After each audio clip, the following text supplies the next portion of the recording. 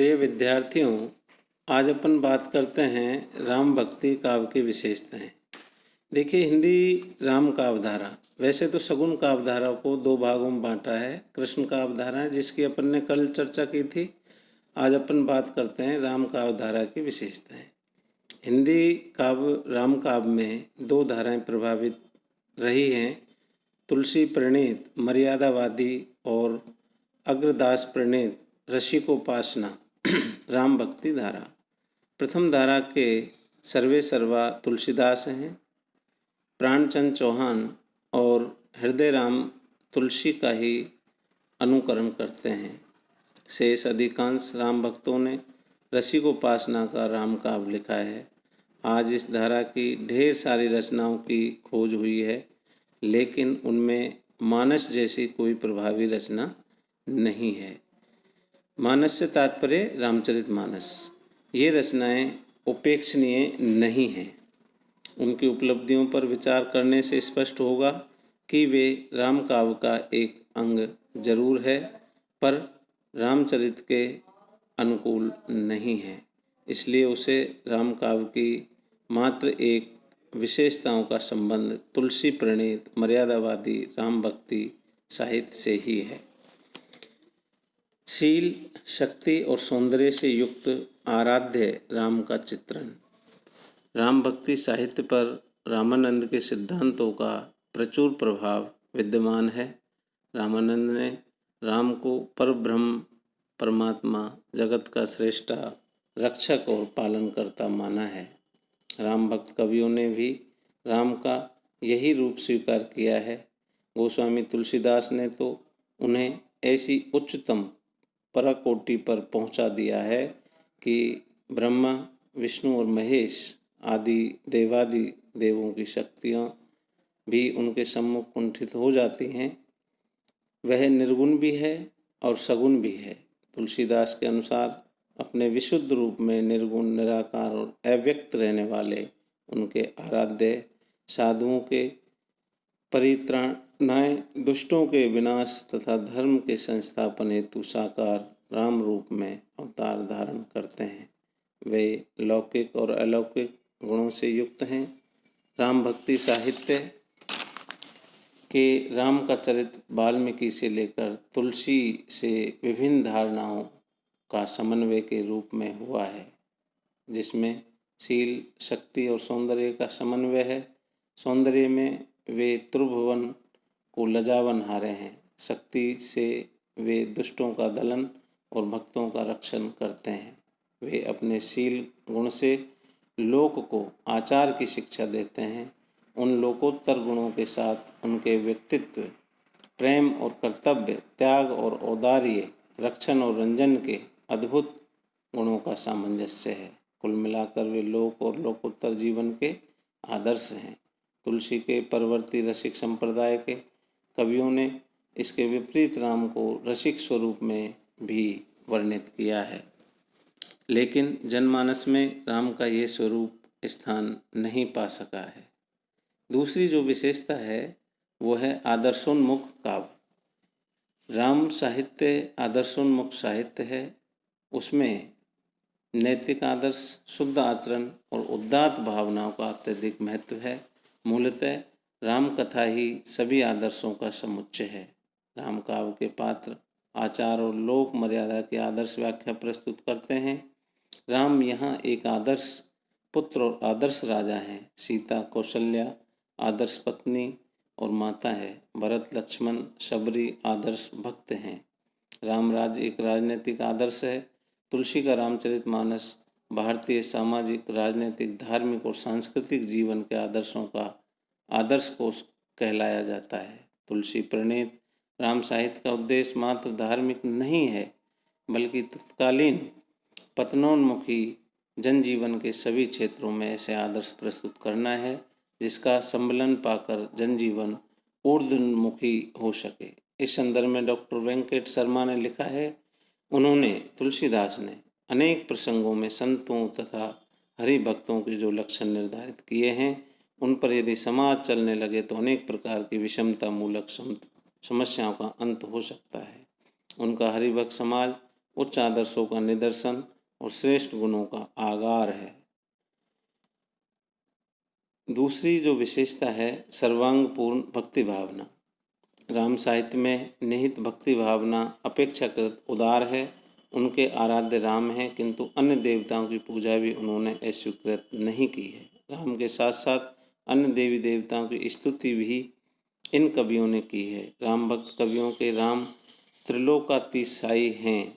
उनमें शील, शक्ति और सौंदर्य का समन्वित मर्यादा पुरुषोत्तम है। इसलिए उनके और आराध्य के बीच सेवक और सेव्य भाव भी उनके अनुकूल है। अतः राम भक्ति साहित्य में मूलतः दास भाव भी की भक्ति का सर्वोपरि महत्व दिया जाना स्वाभाविक है, लेकिन इसके साथ ही प्रचलित सभी भक्ति पद्धतियों का सुंदर समन्वय राम भक्ति साहित्य की अपनी विशेषता है।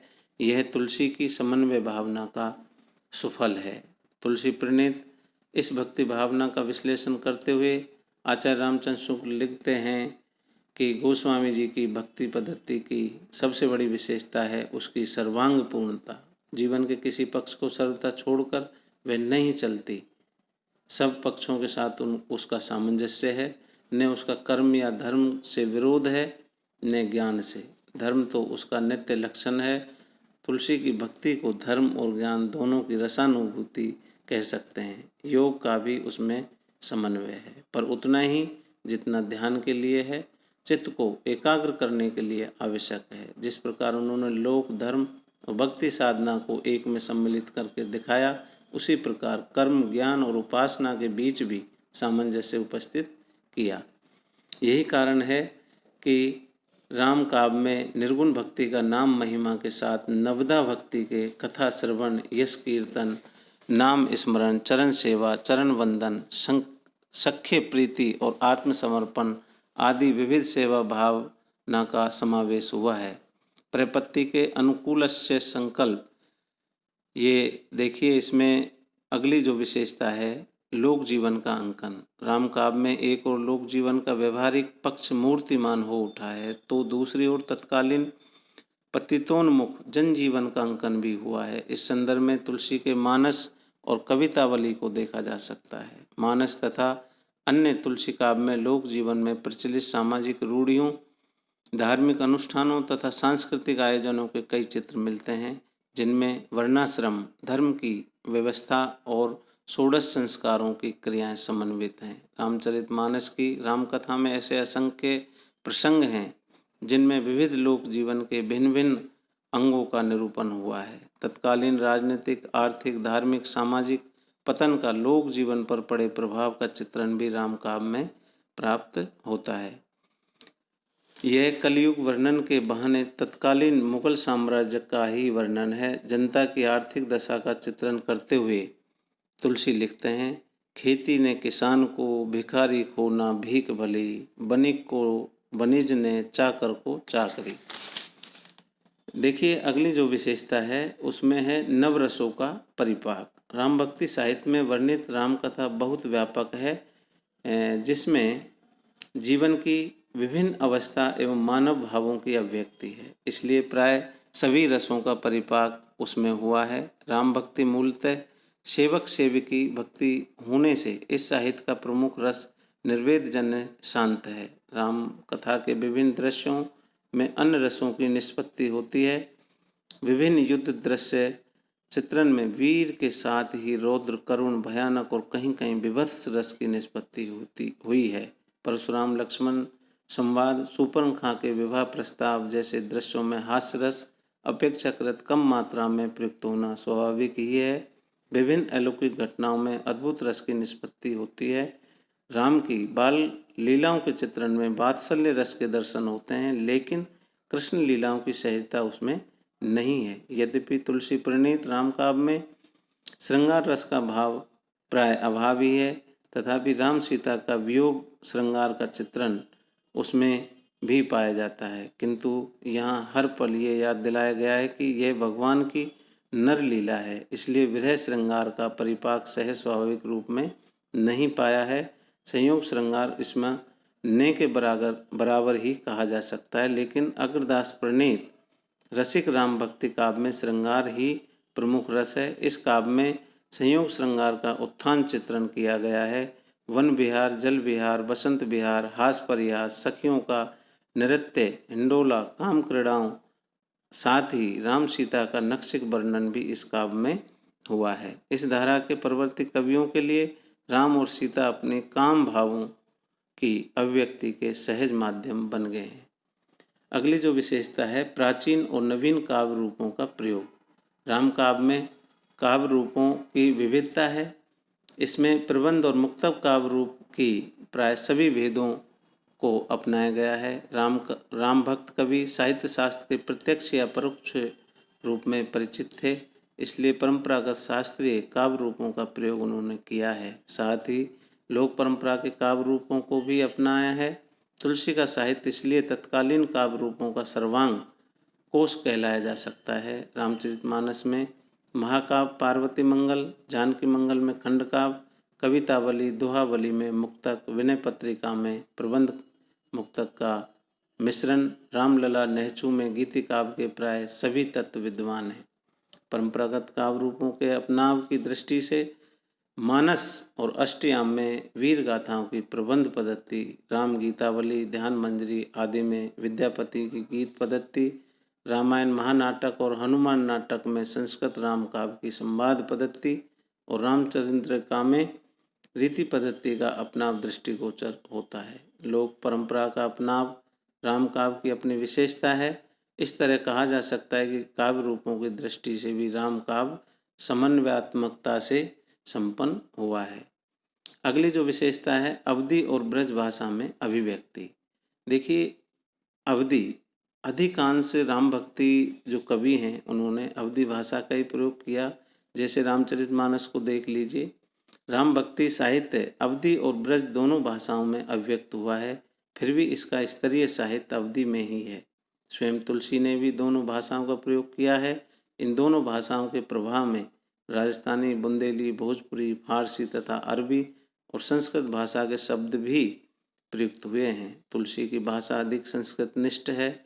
तुलसी के समान ही इस धारा के अन्य कवियों की भाषा सरल, भावात्मक, रसानुकूल होते हुए भी पांडित्यपूर्ण है। केवल केशवदास की भाषा पांडित्य प्रदर्शन की धुन में बोझिल और क्लिष्ट हो गई है। अगली जो विशेषता है, छंद और अलंकार योजना। छंद और अलंकार की योजना में भी राम भक्ति साहित्य समन्वयवादी रहा है।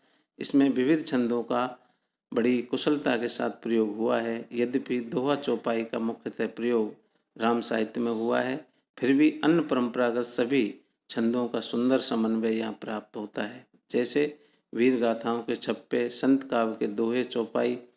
इन प्रमुख छंदों के अतिरिक्त कुंडलियाँ, सौठा, सवैया, घनाक्षरी, तोमर, त्रिभंगी आदि छंदों का प्रचुर मात्रा में प्रयोग हुआ है। इन छंदों का प्रयोग केशव को छोड़कर अन्य कवियों ने कला के प्रदर्शन के लिए नहीं बल्कि भावानुकूल रूप में किया है। जहाँ इस साहित्य में विविध छंदों का प्रयोग बड़ी कुशलता से किया गया है, वहाँ अलंकारों के प्रयोग में भी विदग्धता प्रदर्शित की है। जैसा कि इसके पूर्व ही संकेत किया जा चुका है। राम भक्त कवि साहित्य शास्त्र से परिचित हैं, इसलिए उन्होंने अलंकार शास्त्र की अवहेलना की है। प्राय सभी अर्थालंकारों को उन्होंने अपनाया है। केशवदास ने शब्दालंकारों का प्रयोग किया है। इस धारा के कवियों में उपमा और रूपक अलंकार विशेष प्रिय रहे हैं। अलंकार प्रयोग में भी केशव को छोड़कर अन्य कवियों ने पांडित्य और चमत्कार प्रदर्शन के लिए नहीं किया है। Thank you.